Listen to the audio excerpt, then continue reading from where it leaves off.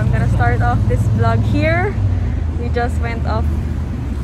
We just went from Jollibee to pick up some chicken for the trip, and we're on our way to Glendale to meet mom and dad. And we're waiting for the bus now. So let's see. By the way, my efforts ruined last night. Look, I just got done my nails last night and then it's ruined. So yeah, hope this trip will be safe and see you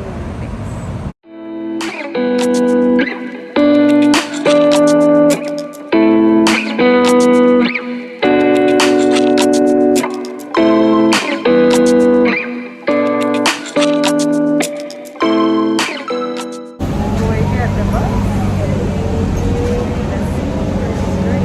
We're going the second bus.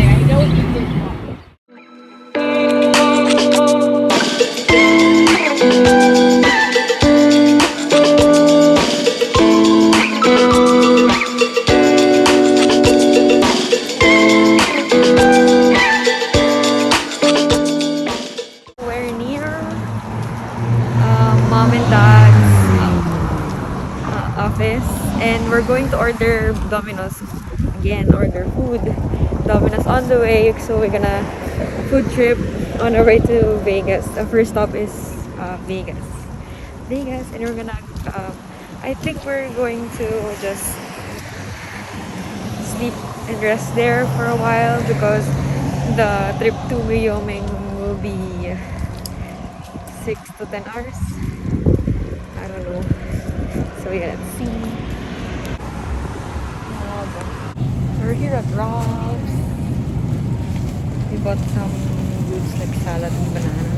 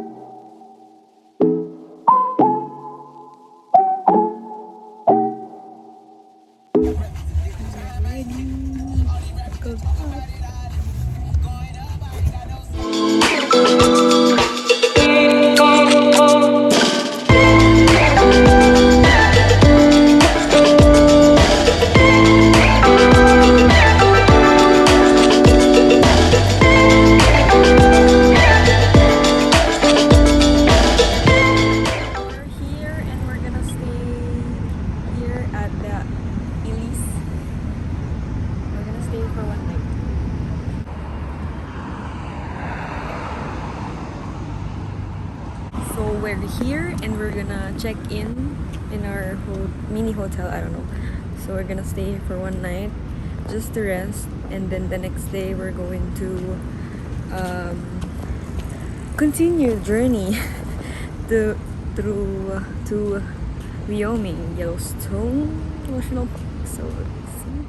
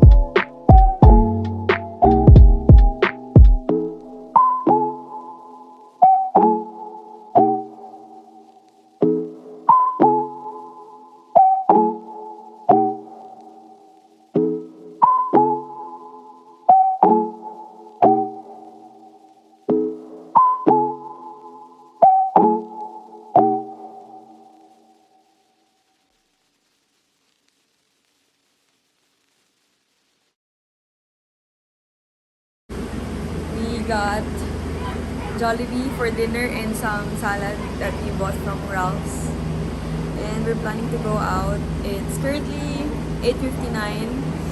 We're gonna go out because it's 4th of July, and let's see if the crowd is heavy in old downtown Vegas. There's a lot of fireworks going around, but not really that a lot. You can't see them.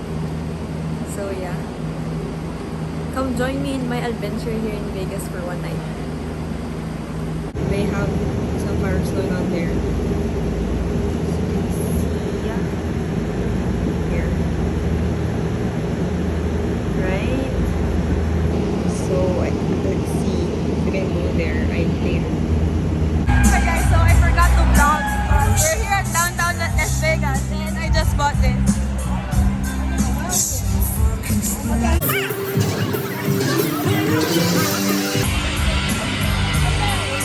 It's going around.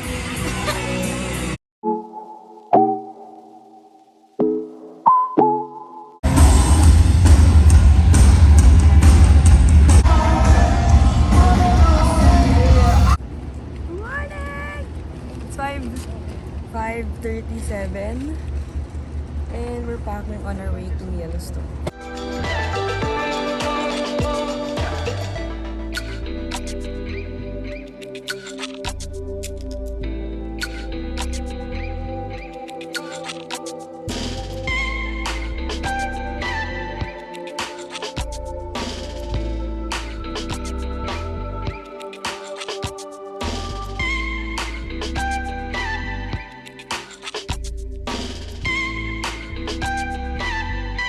So we stopped by for some gasoline, and we're still in Utah though. Yeah, and we still have 8 hours left later. I'm at the back of the car looking for a cup of noodles because I haven't eaten yet. It's currently 1:42 p.m. and we still have 5 to 6 hours. But we're still in the border of Utah. For now, our plan is to eat.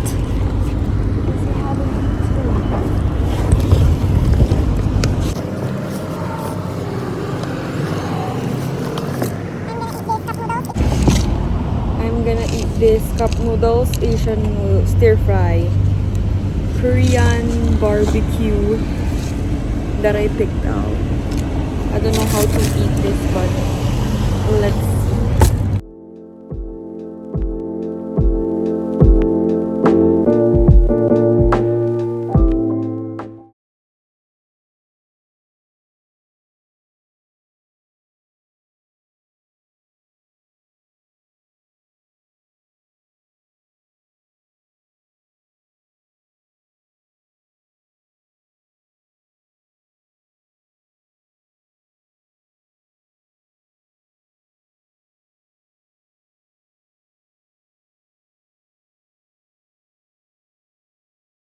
We stopped over by the Devil's Creek Reservoir here in Idaho. So we're gonna go stretching and take pictures here in the creek. Let's see. Oh, by the way, look at my leggings. My leggings is, cute. So good luck to me.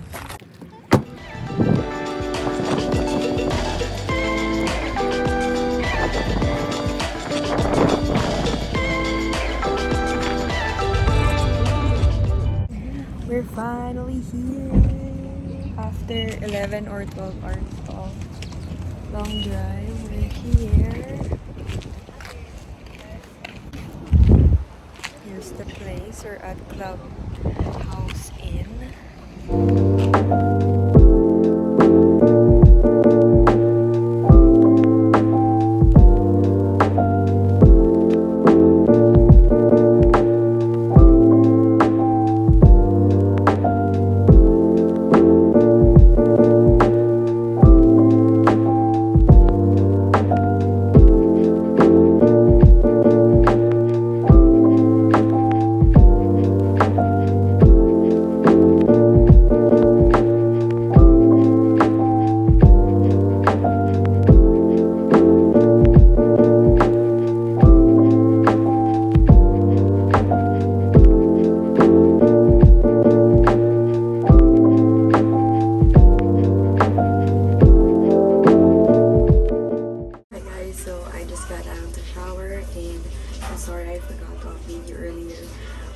after we unpack things, I straight right to the bed and get that sleep that I needed, because last night I wasn't able to sleep early around 12 and woke up at 4 a.m.